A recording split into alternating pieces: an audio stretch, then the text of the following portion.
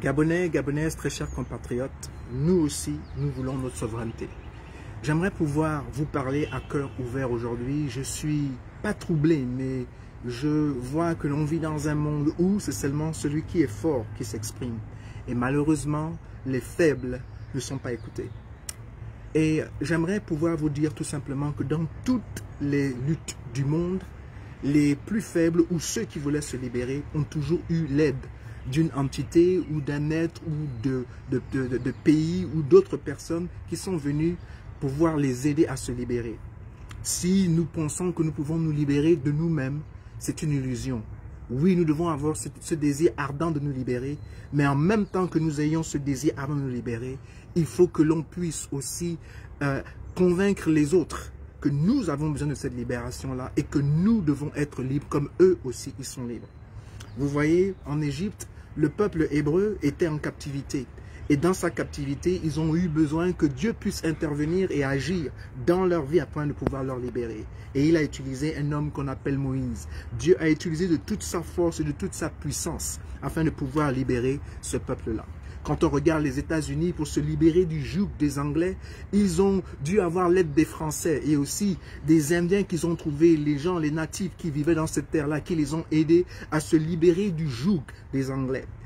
Quand vous voyez aussi les Vietnamiens là-bas en Asie, ils ont eu l'aide de la Chine de pouvoir se libérer. Certes, ils avaient un désir ardent en eux de pouvoir se libérer, mais ils ont eu des forces extérieures qui sont venues les libérer. Et donc, nous ne devons pas avoir honte de nous fédérer. Nous ne devons pas avoir honte de chercher et de mettre la pression partout où nous sommes afin que nous disons à ce monde et à qui veut l'entendre que nous voulons réellement être libres. Et j'aimerais dire ici clairement que nous, en tant que Gabonais, nous devons dire à la communauté internationale que nous avons le droit d'être libres. Nous avons le droit de choisir nos leaders comme eux, ils choisissent leurs leaders dans leurs pays respectifs. Et que nous voulons mettre un terme à cette tyrannie. Il n'est pas juste que ce qu'il arrive au Gabon, la communauté internationale et le monde entier ferment les yeux et ne disent rien. Ce n'est pas possible et ce n'est pas juste. Et donc, on ne veut pas que vous soyez des médecins après la mort. C'est-à-dire qu'après, 10 ans plus tard, que vous regrettez du fait que vous n'avez pas intervenu pour pouvoir sauver un peuple qui est en danger. Nous disons ici aujourd'hui que vous avez l'opportunité de pouvoir agir et de pouvoir aider le peuple gabonais à se libérer de ce joug. La vérité, c'est que le tyran qui nous tyrannise aujourd'hui a été installé aussi par la communauté internationale. C'est la France qui a permis à l'homme qui est parti tomber à Riyad de se maintenir jusqu'à présent au pouvoir. Même si aujourd'hui, il semble qu'ils ne s'entendent pas, qu'ils ne sont pas d'accord, qu'ils sont en déphasage. La vérité, c'est que c'est à la France qui a permis à l'homme qui est parti à Riyad de gouverner et de tyranniser son peuple. Tout ce que Ali a pu faire ou tout ce que l'homme qui est parti tomber à Riyad a pu faire, il n'aurait pas pu le faire si la France lui avait pas permis de le faire. Et voilà, aujourd'hui, ils se retrouvent avec un monstre qu'ils ont du mal à gérer. Aujourd'hui, ils sont avec un homme qui est en train de prouver ou qui veut prouver au monde qu'il est encore capable de gouverner, qu'il est encore capable de pouvoir diriger une nation. Et alors, il accepte même d'être humilié en Angleterre et de montrer ces images odieuses qui sont presque comme un film d'horreur. Mais il le fait pourquoi? Parce qu'il veut démontrer à la communauté internationale qu'il est encore capable de pouvoir gouverner, de pouvoir diriger ce pays. Comme nous, comme vous et moi, nous savons très bien qu'il n'est pas capable de diriger ce pays et qu'il ne devrait pas diriger ce pays tout simplement parce qu'il n'a pas eu la légitimité du peuple gabonais. Et oui, un pays ne peut pas bien se porter lorsqu'il n'y a pas de légitimité. Un pays ne peut pas bien se porter et se développer quand le peuple ne se reconnaît pas aux gens qui veulent gouverner le pays. Pour que le pays puisse gouverner, il faut que le peuple se reconnaisse dans ses leaders. Et donc, il faut que le peuple choisisse ses leaders et que le peuple puisse faire confiance aux gens à qui il donne ce veto-là ou qui donne ce droit-là de les diriger ou de les gouverner. Mais à chaque fois que vous avez des hommes et des femmes qui s'imposent au pouvoir, malgré l'aspiration et les doléances de tout un peuple, ce pays ne peut pas avancer, ce pays ne peut pas prospérer. Par aucune magie, ce n'est pas possible. Parce que le bien-être d'une nation, c'est quand son peuple se sent bien, c'est quand son peuple est en unisson avec ses dirigeants et c'est quand ensemble on travaille pour pouvoir développer non seulement nos atouts à nous tous, mais développer aussi notre nation. Et ça, c'est pas quelque chose que l'on force. C'est quelque chose qui est fait de manière volontaire. Alors, nous avons l'homme qui est parti à Riyad, qui est en train de faire encore un dernier tour de magie. Donc, il est en train de déployer toutes ses forces et tout ce qu'il a pour pouvoir attirer et pouvoir montrer au monde qu'il est en train de contrôler et qu'il est en train de gouverner. Or que vous et moi, nous savons très bien qu'il n'est pas en train de gouverner. Et donc, il accepte même l'humiliation de se montrer dans son état qui est désastreux. Okay? L'homme qui est parti tomber à Riyad, quand on est malade, on se repose et on se fait soigner. Quand on est malade, on se retire. La maladie n'est pas une fatalité. La maladie n'est pas forcément une malédiction. On est malade, on se soigne. Mais on ne s'impose pas et on ne permet pas à tout un pays d'aller à la dérive, tout simplement parce qu'on aime le pouvoir. Et il n'est pas possible qu'on continue à gouverner un pays au détriment de tout un peuple. Ça, c'est depuis 2009. 2009, nous avons dit non. Tu t'es imposé. 2016, nous avons dit non. Tu t'es encore imposé et tu te imposes toujours et tu ne fais que t'imposer. Et nous disons que c'est trop long. Nous ne voulons plus que tu nous gouvernes. Nous ne voulons plus ce système tyrannique qui ne permet pas aux Gabonais de s'épanouir, qui ne permet pas aux Gabonais d'être des hommes et des femmes heureux dans leur propre nation. Et donc, j'aimerais pouvoir m'adresser à mes compatriotes en vous disant, vous qui êtes au Gabon, ne vous laissez pas faire. Vous devez démontrer, nous devons démontrer à la communauté internationale que nous aussi, nous voulons la souveraineté de notre pays. Nous devons démontrer à la communauté internationale que nous aussi, nous voulons être libres et nous voulons pouvoir jouir de notre espace, jouir de notre pays et des richesses de notre pays. Nous voulons développer notre pays pour le bien-être de l'humanité. Ça, c'est la responsabilité des Gabonais au Gabon. N'acceptons pas le statu quo. N'acceptons pas d'être humiliés. N'acceptons pas d'être oppressés. Battons-nous pour un Gabon meilleur. Et nous, les Gabonais qui sont à la diaspora, nous ne devons pas rester aussi sans rien faire. Nous devons utiliser toute notre intelligence. Toute notre intelligence et tout le pouvoir que nous avons pour mettre la pression sur la communauté internationale en leur faisant comprendre que nous voulons être libres, que nous avons nos parents au Gabon, que nous avons nos familles au Gabon, que nous avons nos enfants au Gabon, que nous avons nos cousins, nos nièces et nos tantes et nos oncles au Gabon et qui souffrent dans une précarité qui ne dit pas son nom. Nous devons utiliser de toute notre intelligence pour pouvoir voir les différents gouvernements dans les différents pays où nous sommes, afin de pouvoir raconter l'histoire du Gabon, afin de pouvoir leur dire que ce qui se passe dans cette nation-là n'est pas juste, et non seulement ce n'est pas juste, mais c'est odieux.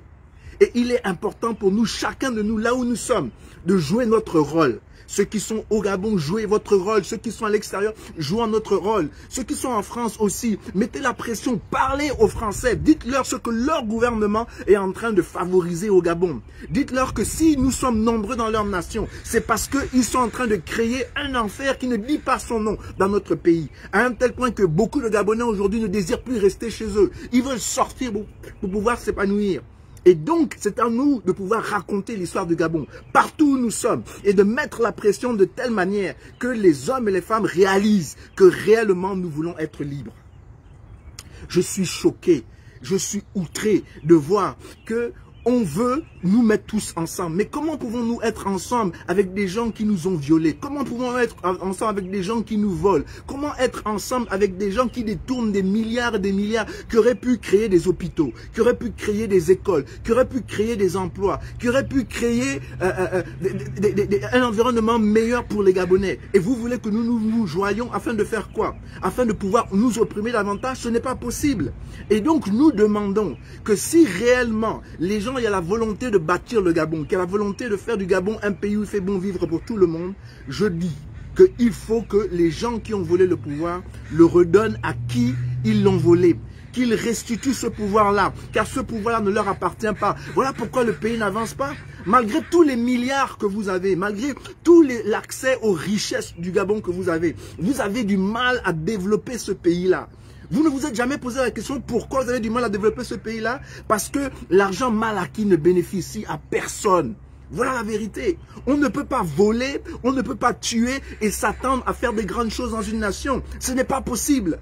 Les grandes choses dans une nation se fait dans l'harmonie, se fait dans la paix, se fait dans l'entente. On discute ensemble, on ne martyrise pas les gens, on ne brutalise pas son peuple, on n'enferme pas son peuple et on ne nie pas à son peuple la volonté d'être libre. Et donc, si on veut vraiment bâtir le Gabon, si on veut vraiment faire du Gabon une nation forte, je pense sincèrement que ceux qui ont pris le pouvoir par usurpation doivent le rendre. Ça, c'est ma conviction la plus ferme. Et voilà pourquoi je continuerai toujours à lutter avec ceux et celles qui veulent renverser cette tendance-là, avec ceux et celles qui veulent remettre ce pouvoir au peuple gabonais, car c'est le peuple gabonais, comme tous les autres peuples de la terre qui se respectent, qui doivent choisir leur leader. Et maintenant, j'aimerais pouvoir aussi parler à nos aînés.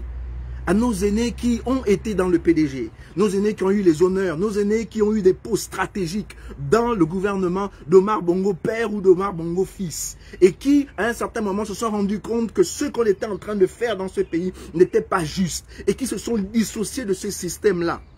Je suis triste aujourd'hui de voir que à cause des avantages que vous avez eus, parce que vous êtes habitués aux honneurs, vous êtes habitués à la gloire, vous êtes habitués à l'argent, vous êtes habitués aux mallettes, que quand ça devient dur, vous n'êtes pas capable de pouvoir résister et de pouvoir rester des hommes et des femmes dignes. Et vous êtes prêts à renoncer vos convictions. Vous êtes prêts à repartir, à reconsommer le vomi que vous avez abandonné. Moi, je trouve ça très grave. Mais le problème, c'est que quand vous faites ce genre de choses, vous sacrifiez toute une génération. Vous sacrifiez ma génération. Vous sacrifiez toutes ces jeunes et ces femmes qui luttent pour la libération de ce pays. Oui, je sais qu'il y a des gens qui pensent que la meilleure manière de pouvoir détruire un système, c'est de l'infiltrer.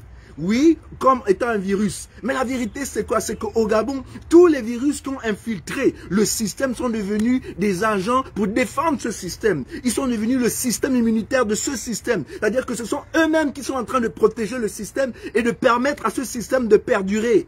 Et cette idée-là qu'on va changer le système de l'intérieur, voilà pourquoi on doit le joindre, c'est une aberration. Parce que toutes les personnes qui ont essayé cela dans le passé, on s'est rendu compte que c'est eux qui ont été transformés et c'est non eux qui ont transformé le système. C'est eux dont le système a englobé et c'est eux qui sont devenus plus voraces même que le système qu'ils ont trouvé.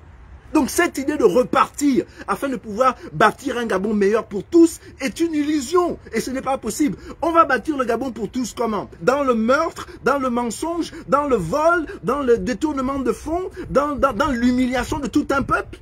On ne peut pas, au nom du Gabon, on ne peut pas se joindre à des hommes qui ont fait du tort au Gabon et qui refusent de reconnaître le tort qu'ils ont fait au Gabon et qu'ils ont fait au peuple gabonais. Donc j'aimerais tout simplement vous dire à la communauté internationale que vous devez vous ressaisir, car là où il y a le danger ou l'injustice dans un endroit quelque part, c'est-à-dire que donc il y a la menace de la justice partout. Ce que vous tolérez au Gabon risque de venir vous attraper et vous déranger et de déstabiliser les démocraties du monde. Parce qu'on ne peut pas prôner la démocratie, on ne peut pas blâmer la Russie de se comporter comme elle se comporte et tolérer ce qui se passe au Gabon. Ce n'est pas possible. Ce n'est pas possible. On ne peut pas dire que ce que les Russes sont en train de faire dans leur zone d'influence est mauvais et laisser la France faire ce que la France fait au Gabon. Ce n'est pas possible. On ne peut pas avoir un double standard dans le monde. Nous devons nous mettre d'accord. Ce qui est juste et ce n'est pas seulement juste pour les Gabonais, c'est juste pour tout le monde. Et donc nous devons nous battre afin de pouvoir créer un environnement qui est bon pour toute l'humanité. Pourquoi certains ont le droit à certains privilèges et d'autres non? Pourquoi? Parce que nous sommes Gabonais, nous devons être toujours opprimés, nous devons être toujours oppressés et nous devons vivre en dessous de ce que nous devons vivre. Pourquoi? Je dis non. Si c'est bon pour les Français de s'épanouir en France, il est bon pour les Gabonais de s'épanouir au Gabon. S'il est bon pour les Américains de s'épanouir aux États-Unis, il est bon pour les Gabonais de s'épanouir aussi dans leur pays. Nous ne demandons pas ce qui appartient aux autres. Nous demandons tout simplement de nous permettre de vivre et de pouvoir exprimer nos rêves, de pouvoir réaliser nos rêves. Mais même ça, vous ne voulez pas le faire. Or que nous savons très bien que tous les hommes sont égaux et que nous tous, nous avons le droit à la vie, à la liberté, à la poursuite du bonheur. Pourquoi on veut nier aux Gabonais ce désir qui est fondamental? C'est-à-dire que cette chose qui est fondamentale pour tout humain. Pourquoi on veut empêcher le Gabonais d'être humain chez lui? Et donc, j'appelle ici à toutes les personnes qui m'écoutent de mettre l'influence et de pouvoir utiliser de tous vos talents et de dire haut et fort que nous voulons un pays libre. Nous voulons que notre peuple soit libre et nous voulons nous aussi participer activement dans les concerts des nations. Le Gabon ne pourra jamais jouer pleinement son rôle lorsque la majorité des Gabonais vivent dans une précarité qui ne dit pas son nom dans un pays d'abondance. Donc, il nous faut nous battre. Et il faut mettre la pression. Et si nous y perdons nos vies, nous allons le faire au moins pour les générations futures. Peut-être que nous ne verrons pas. un Gabon libre. Mais ce qui est sûr et certain, c'est que nous participerons au déclenchement de la libération du Gabon. Et nous allons nous battre pour donner aux Gabonais, à nos enfants et aux générations futures, un meilleur Gabon. Parce que nous méritons un meilleur Gabon. Ce pays est un pays béni. Ce pays est un pays qui nous a été donné. Et il n'est pas question que nous le laissons à des hommes et des femmes qui n'ont aucun amour pour la nation et qui n'ont aucun amour pour nous et qui n'ont aucun amour pour pouvoir développer ce pays-là. Nous devons remettre cette nation à des Gabonais, à des hommes et des femmes qui sont prêts à se battre pour développer ce pays-là. J'aimerais aussi m'adresser à Madame le ministre. J'ai été choqué d'entendre que si on détourne de l'argent, parce que c'est de l'argent qui a été financé pour le Covid, alors la justice sera derrière nous et on sera probablement poursuivi en justice. La question que moi je me pose, c'est que donc quand on détourne de l'argent qui était considéré, qui était placé pour construire les routes, quand on détourne de l'argent qui était dans les banques pour pouvoir payer les Gabonais, quand on détourne de l'argent qui était pour construire des écoles ou bien pour construire des hôpitaux pour les Gabonais, il n'y a pas de problème. Pourquoi il y a ce double standard là au Gabon? Pourquoi au Gabon, la justice n'est pas aveugle? C'est-à-dire que pourquoi la justice ne dit pas le droit? Pourquoi vous faites les différences entre les Gabonais, entre qui vole quoi et qui fait quoi? Le vol, c'est mauvais. Pas parce qu'on vole dans un certain domaine, mais le vol est mauvais partout. Celui qui vole doit être poursuivi par la justice. Que ça soit de l'argent volé pour Covid ou que ce soit de l'argent volé pour comment vous appelez ça? Pour les routes. Un vol, c'est un vol. Et donc, madame le Premier ministre, je veux que vous vous ressaisissez. Et on ne peut pas diriger un pays, on ne peut pas gouverner un pays comme ça. On doit gouverner un pays selon la justice. Comment ça se fait aussi maintenant? J'entends des hommes qui parlent de des hommes qui font des confessions des crimes rituels. Il est impensable que dans notre pays, le Gabon, on découpe encore au XXIe siècle des Gabonais, que l'on prend les parties intimes de certains Gabonais, qu'on les mutile pour vendre ou bien pour un pouvoir ou pour pouvoir faire je ne sais quoi.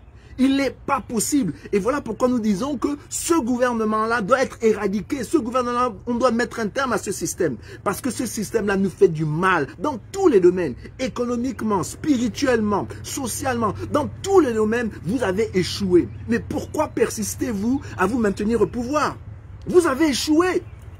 Laissez le pouvoir à des Gabonais qui aiment leur pays et qui aiment leurs concitoyens. Des Gabonais qui sont prêts à se battre pour l'épanouissement du Gabon et l'épanouissement des Gabonais. Voilà ma prière et voilà la raison pour laquelle je lutte tous les matins. Et voilà pourquoi je ne cesserai point, parce que je sais que je suis du bon côté de l'histoire. Et je vais utiliser mon intelligence, je vais utiliser toutes mes habiletés pour pouvoir faire comprendre au monde et à mes compatriotes que nous avons besoin de liberté et que nous serons libres. Il n'y a pas question que nous acceptons le statu quo. Et je ne suis pas convaincu aujourd'hui, je le dis aujourd'hui ici, que nous allons prendre le pouvoir à travers les urnes.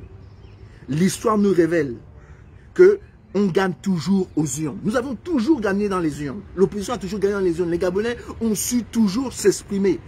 Mais nous n'avons jamais pris le pouvoir. Le temps est arrivé pour nous de trouver des stratégies pour que l'on prenne ce pouvoir-là, pour que l'on arrache ce pouvoir-là de ces hommes et de ces femmes qui ne cherchent pas nos intérêts. Voilà ce que je voulais partager avec vous. Je ne veux vraiment pas que vous vous découragez. La vie est un combat, est une lutte. Mais dans toutes ces choses, nous serons plus que vainqueurs parce que nous ne luttons pas seuls. Nous sommes plus nombreux, nous qui voulons que le Gabon soit un pays libre et un pays prospère pour tous, que ceux qui ne le veulent pas. Par conséquent, nous allons réussir. Rejoignons-nous, cédons-nous les uns les autres. Nous sommes Gabonais et nous devons être fiers de l'être. Nous avons un beau pays. Quand vous regardez le Gabon est un beau pays naturellement. Même pas besoin de toucher. Le Gabon est un beau pays.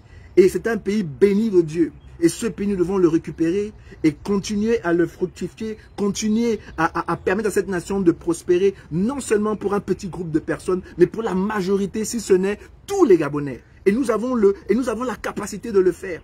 Et non seulement nous avons la capacité de nous prendre soin de tous les Gabonais, mais nous avons aussi la capacité de prendre soin du monde entier, puisque c'est ça le problème. Le problème aujourd'hui, c'est qu'il y a des gens qui pensent que si des Gabonais qui aiment le Gabon œuvrent pour pouvoir améliorer la vie de leurs concitoyens, cela veut donc dire que les multinationales étrangères auront moins d'argent et feront moins d'argent au Gabon. Non! Je pense qu'on peut trouver un terrain d'entente où les Gabonais peuvent prospérer et vous aussi vous pouvez prospérer. Mais là où nous ne sommes pas d'accord, c'est que vous voulez prospérer au détriment de tout un peuple. Vous avez trouvé des peuples, vous avez trouvé des gens au Gabon. Et ces gens au Gabon ont aussi le droit de vivre. Vous ne pouvez pas tout prendre pour vous et ne rien laisser aux gens, aux Gabonais. Ce n'est pas possible. Et voilà pourquoi nous luttons et voilà pourquoi nous sommes en désaccord. Nous n'avons jamais dit que nous ne voulons pas partager les richesses du Gabon avec d'autres nations. Nous n'avons jamais dit ça. Mais ce que nous disons, c'est qu'on ne peut pas prendre les richesses du Gabon au détriment des Gabonais. On ne peut pas prendre les richesses du Gabon et faire en sorte que les Gabonais vivent comme des animaux ou que les Gabonais ne s'épanouissent pas dans leur pays. Ce n'est pas possible. C'est là où est la lutte. Donc trouvons un terrain d'entente et mettons quelqu'un qui est capable de pouvoir protéger les intérêts du peuple gabonais et du Gabon et en même temps protéger vos intérêts. Ce n'est pas impossible. Aux États-Unis, ils font bien des affaires aussi avec d'autres nations. Ils ont bien des échanges avec d'autres nations. Mais quand ils font leurs échanges, ils ne sacrifient pas leur peuple. Ils font en sorte que leur peuple aussi bénéficie des grandes actions ou des grands contrats ou des grandes choses qu'ils sont en train de faire dans le monde. C'est tout ce que nous demandons aussi au Gabon. Nous ne disons pas à la France, notre but n'est pas de chasser la France du Gabon. Notre but est que nous voulons vivre bien chez nous. Et nous voulons avoir le contrôle de notre destinée. Nous voulons décider pour nous. Nous sommes fatigués d'être infantilisés. Nous voulons être des hommes et des femmes qui peuvent léguer quelque chose de tangible à nos enfants et aux futures générations. Aujourd'hui, qu'est-ce que nous pouvons présenter à nos enfants et à nos petits-enfants? Rien. Le Gabon ne fait que régresser. Mais malgré ça, les gens qui font régresser le Gabon s'accrochent au pouvoir comme si le pouvoir était que pour eux. Or qu'il y a des Gabonais qui sont capables de diriger ce pays-là pour le bien de tous. C'était un plaisir pour moi de discuter avec vous, de parler avec vous. Je m'excuse si je m'emporte un peu de temps en temps. Je parle avec passion. Vous savez, quand un homme a quelque chose dans le cœur qui est lourd, il parle beaucoup et il parle vite. Et il parle avec beaucoup d'émotion. Mais ce que je veux tout simplement dire, c'est que nous avons la possibilité de réussir. Nous avons la possibilité de libérer cette nation. Mais c'est ensemble, ce n'est pas en étant divisés. Et ce n'est pas en rejoignant le PDG que nous allons faire du Gabon un bon pays pour tous les Gabonais. C'est pas vrai. Le PDG a démontré ils ont démontré leurs limites. Ils sont à bout de souffle. Ils ne peuvent rien donner aux Gabonais aujourd'hui. Ils ne peuvent rien nous apporter aujourd'hui. Ça fait plus de 60 ans qu'ils sont au pouvoir. Qu'est-ce qu'ils ont fait? Ils n'ont rien fait de bon. Et donc le temps est venu que l'on tourne la page. Le temps est venu que nous nous battons pour libérer ce pays-là. Et ce n'est pas en 2023 que nous devons attendre. C'est maintenant que nous devons œuvrer pour que notre pays soit libéré. Afin qu'en 2023, si les Gabonais décident d'aller voter, qu'ils votent en moins une personne et que cette personne-là non seulement gagne dans les urnes, mais aussi gouverne le pays. Je suis fatigué qu'à chaque fois il y a des élections au Gabon et les Gabonais meurent à cause du vote. Ce n'est pas possible. Que les Gabonais sont enfermés à cause du vote, que les Gabonais sont méprisés à cause du vote, que les Gabonais sont humiliés à cause du vote au 21e siècle. Ce n'est pas possible. Il faut que nous changeons. Il faut que le Gabon puisse montrer l'exemple. Il faut que le Gabon soit ce pays qui rayonne en Afrique centrale. Nous devons être un exemple. Pas un exemple dans la bêtise, pas un exemple dans l'horreur, pas un exemple dans la médiocrité, mais un exemple dans l'excellence. Et nous pouvons le faire parce que le Gabon regorge d'hommes et de femmes intelligents, d'hommes et de femmes capables, d'hommes et de femmes doués. Il y en a énormément au Gabon. Et donc le temps est arrivé que nous ayons ce sursaut patriotique, que nous ayons ce désir de faire du Gabon un pays où il fait bon vivre pour tous. Je ne suis pas intéressé à faire du Gabon un pays qui est bon seulement pour certains. Non, nous tous. Mais ceux qui ont fait du tort au Gabon devront faire face à la justice.